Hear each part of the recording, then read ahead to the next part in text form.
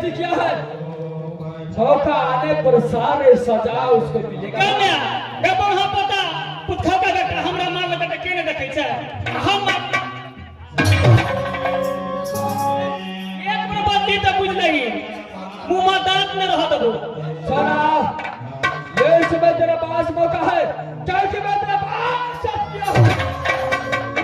अगर सत्य नहीं किया रहता तो पहचान अग्निदेव सिंह को ऐसा हालत करता जो देखने पाले धरा हालत देखकर लाल, ये हरामजादी ने सलाह से बांटने के लिए छोटा सा घर मांगा है। 4 बजे के सलाह में बांटेगा। क्यों नहीं मारा? जब 12 बजे तक ले बरसात कर चुका हो तो 12 बजे तक इस लड़की के लिए मुझे इंतजार करना पड़ेगा। क्यों नहीं मारा? इसे ले जाओ, आगे कूद को मेरा चुगड़िया पास ले जाओ, छोटा सा झोपड़ी बना दो और सदा बड़े से बांटने का जितने भी सामान होता है ये लड़की को भाग। क्यों नहीं मारा?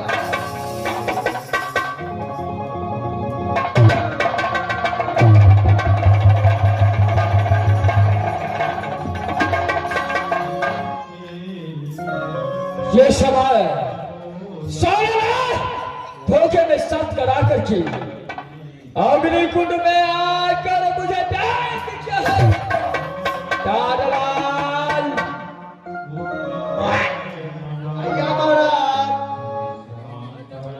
इस समय से मेरा चुगटिया पास पहुंचाया।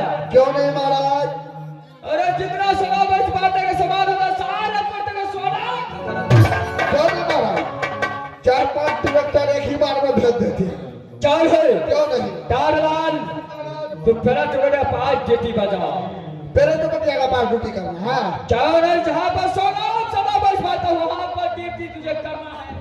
क्यों नहीं महाराज? मैं वहीं पर ड्यूटी करूंगा। भाई यहाँ से अपना दांत में चलता हो, थोड़ा देर आराम करूंगा, उसका बाद क्यों नहीं महाराज? आप अपना अदालत जाइए और हम पहला चौकटिया पर चल देते हैं। हाँ तो मैं चलने को जाऊँ। भाई ने अपने तबादला को पेचोड़िया पास भेज दिया हो। भाई यहाँ से अपने अदालत चलता हो, थोड़ा देर आराम करेंगे उसका बाद भाई यहाँ से चलता हो। चाय बाकारी मैं थोड़ा देर आराम करना।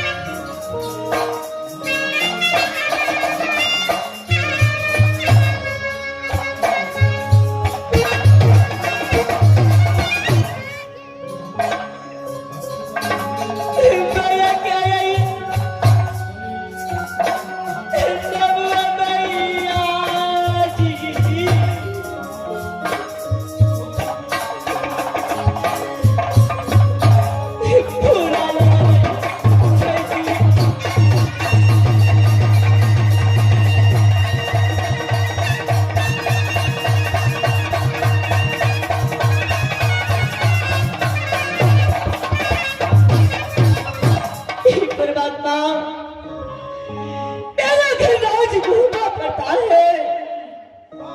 जो पिताजी को नाम गिरुदल है तो माँ को नाम सती फूला पड़ता है। जो मुझसे बड़ा भाई का नाम इंद्र कुमार है तो मेरा नाम इंद्रजीत कुमार पड़ता है। माँ जब मैं कॉलेज में पढ़ता था, जब मैं आराम कर रहा था तो मैंने सपने में देखा कि मेरा माँ और पिता ऐ दुनिया से सदा की मुझे छोड़ कर कहीं जा रहा है। जब मैं राजमहल आया तो मेरे भैया ने बोला, इंद्रासन से आकर के इंद्र बाबा ने मेरी मां सोना से सत करवा करके मेरे पिताजी को सर मांग लिया। और इस दुनिया संसार में मेरा बाप पिता नहीं है। मां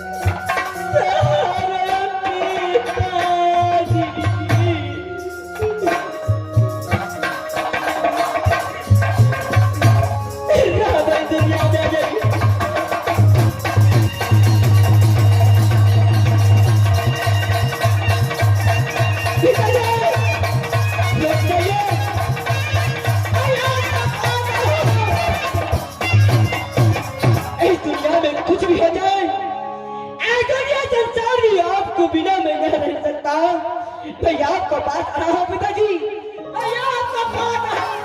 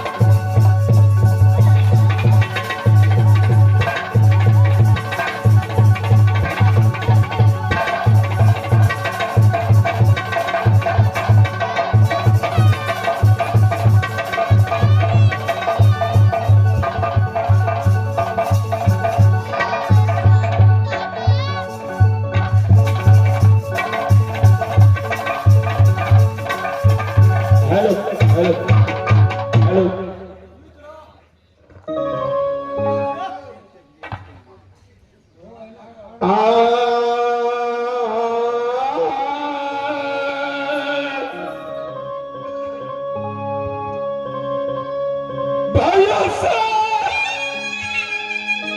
बस सुन लो,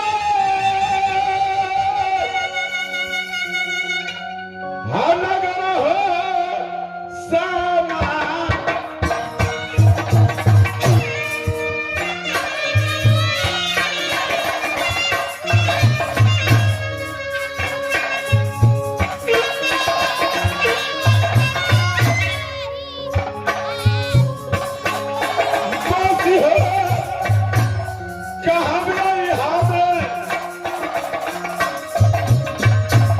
राजा पीरी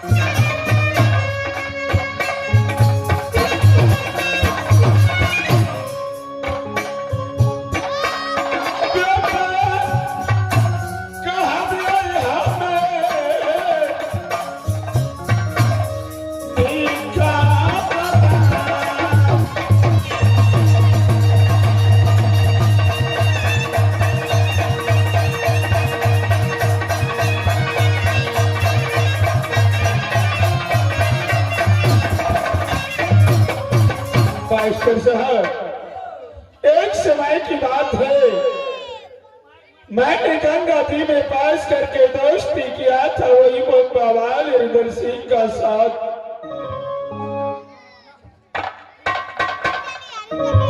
दोनों दोस्त शिवसागर फलका पे खेल कूद कर रहा था।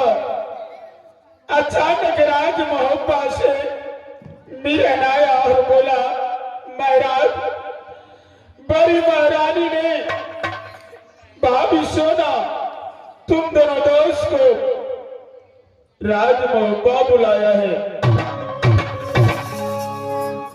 दोनों दोस्त शिवसागर फलका से गया, भाभी सोना को प्रणाम किया और बोला, भाभी सोना क्यों हम लोग को बुलाए हो? भाभी सोना ने धोखे से शक कर लिया बाबा इंद्र को। शक करने की बाद में मेरे दोस्त को सर बाबा इंद्र ने मान लिया। बाबा इंद्र को सर काट के भाभी सोना ने दे दिया। मेरे दोस्त मुझे धक्के दे करके राज मोहब्बा से निकाल दिया। मोहब्बा और राज बिजली की सीमा पे आया। मैं अपना जर्सी पोशाक खोल करके उसी सीमा पे रख करके सफेरा का भैंस पकड़ के बन बन भटक रहा हूं।